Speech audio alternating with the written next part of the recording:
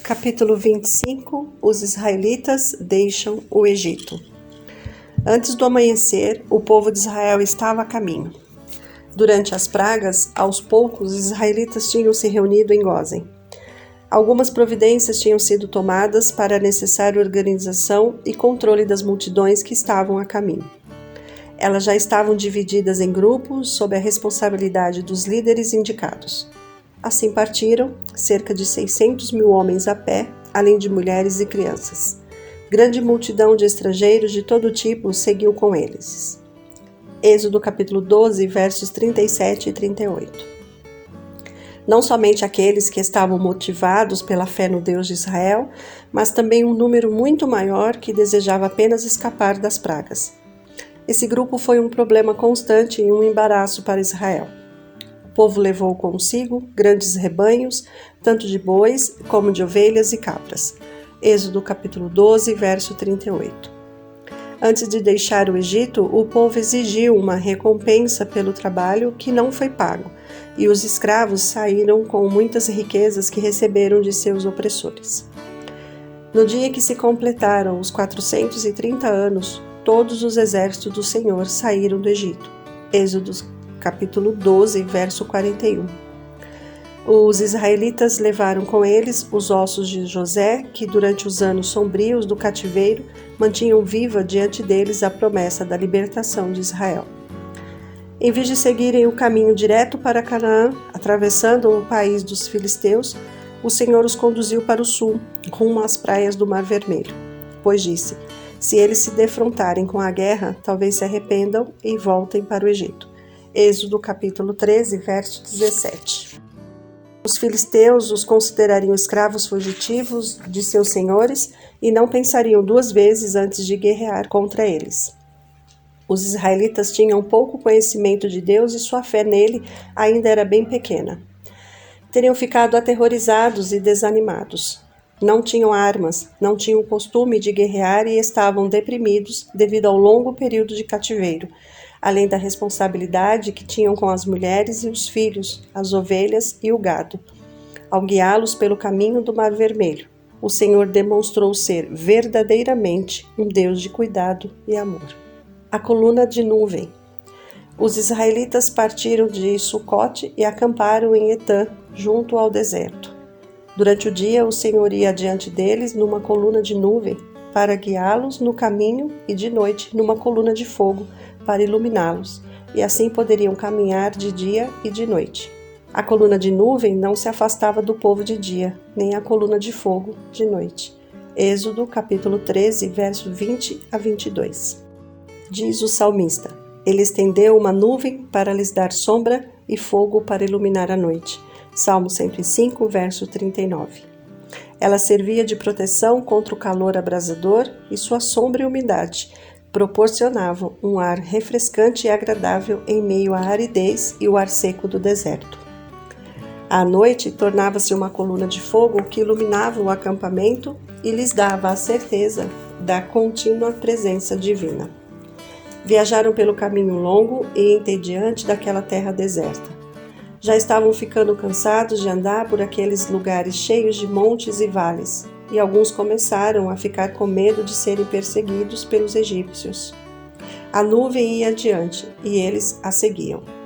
Então o Senhor orientou Moisés para que eles se desviassem pela encosta de um penhasco rochoso e acampassem junto ao mar. Deus lhe revelou que Faraó viria persegui-los, mas Deus seria honrado em seu livramento. Os conselheiros de Faraó disseram ao rei que seus escravos tinham fugido para nunca mais voltar. Os grandes homens do reino, refazendo-se de seus temores, alegaram que as pragas tinham sido resultado de causas naturais. O que foi que fizemos? Deixamos os israelitas sair e perdemos os nossos escravos? Clamavam amargurados. Êxodo capítulo 14, verso 5. Faraó reuniu suas forças, mandou aprontar a sua carruagem e levou consigo o seu exército. Levou todos os carros de guerra do Egito, inclusive 600 dos melhores desses carros, cada um com um oficial no comando. Êxodo capítulo 14, versos 6 e 7. Cavaleiros, capitães e todos os soldados. O próprio rei, acompanhado por grandes homens de seu reino, liderou o exército atacante. Os egípcios temiam que sua submissão forçada ao Deus de Israel tivesse provocado o ridículo diante de outras nações. Se conseguissem sair com grande demonstração de poder e trouxessem de volta os fugitivos, salvariam sua reputação e recuperariam os serviços e seus escravos. Os hebreus estavam acampados ao lado do mar, que parecia uma barreira intransponível diante deles, enquanto um monte difícil de subir bloqueava a passagem pelo sul, impedindo que o avançassem. De repente, viram ao longe o brilho das armaduras e as carruagens se movendo. O terror tomou conta do coração do povo de Israel. A maioria deles correu para Moisés com suas queixas. Foi por falta de túmulos no Egito que você nos trouxe para morrermos no deserto, antes de ser escravo dos egípcios, do que morrer no deserto. Êxodo capítulo 14, verso 11 e 12. Na verdade, não havia possibilidade alguma de livramento, a menos que o próprio Deus interviesse. Como tinham sido levados àquela situação em obediência à ordem divina, Moisés não temia as consequências. Sua calma conduziu a resposta segura ao povo. Não tenham medo, fiquem firmes e vejam o livramento que o Senhor lhes trará hoje, porque vocês nunca mais verão egípcios que hoje vêm. O Senhor lutará por vocês, tão somente acalmem-se. Êxodo capítulo 14, versos 13 e 14. Pela falta de disciplina e domínio próprio, o povo se tornou violento e irracional. Seus gritos e lamentos eram altos e profundos. Tinham seguido a maravilhosa coluna de nuvem como um sinal de Deus para que avançassem, mas ela não os teria conduzido pelo lado contrário da montanha, por um caminho que não tinha passagem? Como estavam com a mente iludida, o anjo de Deus parecia ser um sinal de desgraça. Enquanto o exército egípcio se aproximava, a coluna de nuvem se ergueu majestosamente para o céu, passou sobre os israelitas e desceu para ficar entre eles e o exército do rei. Os egípcios não puderam mais ver o acampamento dos hebreus e foram forçados a parar. Ao se aproximarem às trevas da noite, a coluna de nuvem se tornou em uma grande luz para os hebreus, clareando todo o acampamento. A esperança retornou ao coração de Israel. O Senhor então falou a Moisés: diga aos israelitas que sigam avante.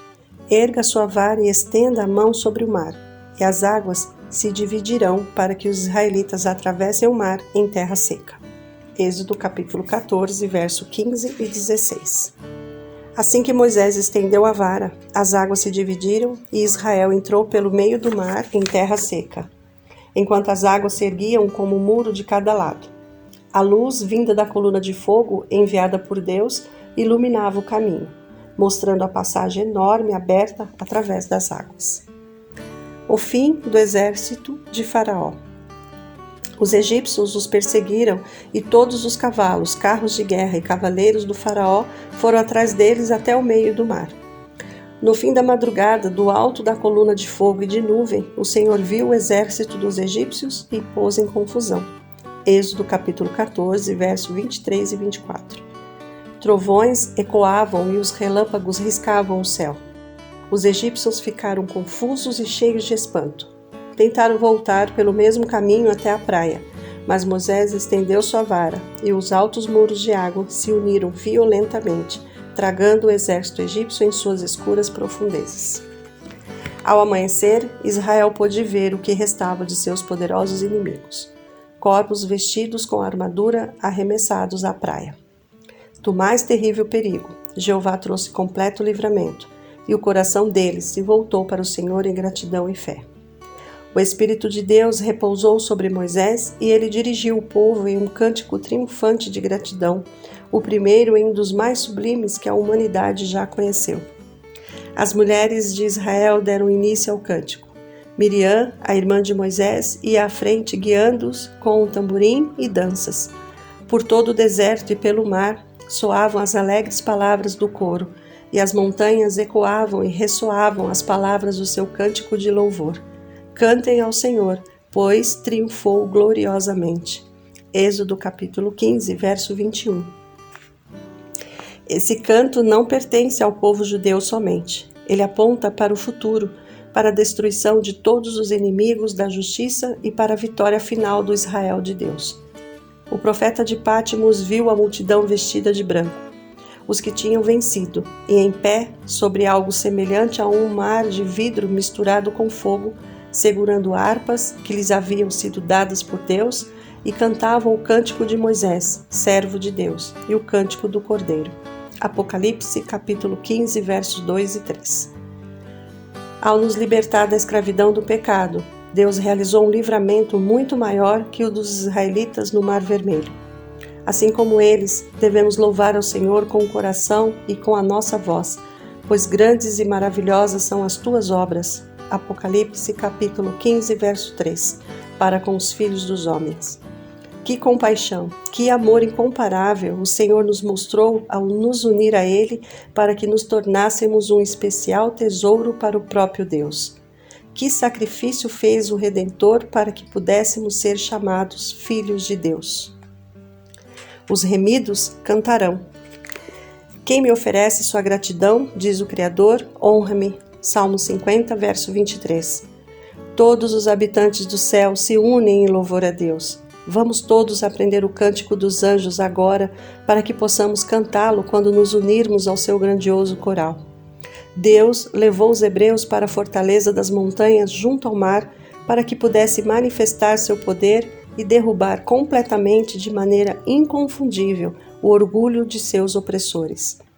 Ele escolheu esse meio para provar a fé do povo de Israel e fortalecer sua confiança nele.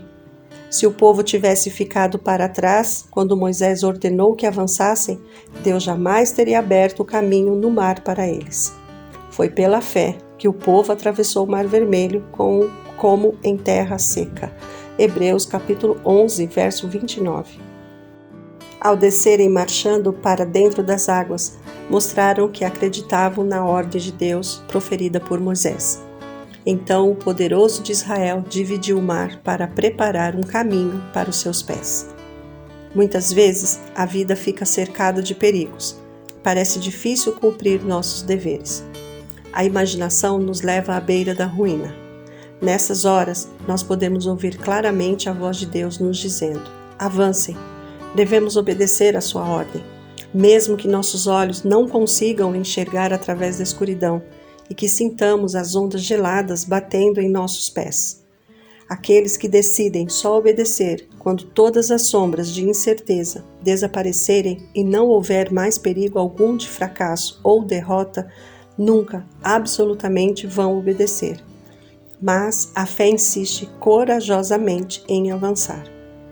O caminho pelo qual Deus nos guia pode se estender através do deserto ou passar pelo meio do mar, mas é um caminho seguro.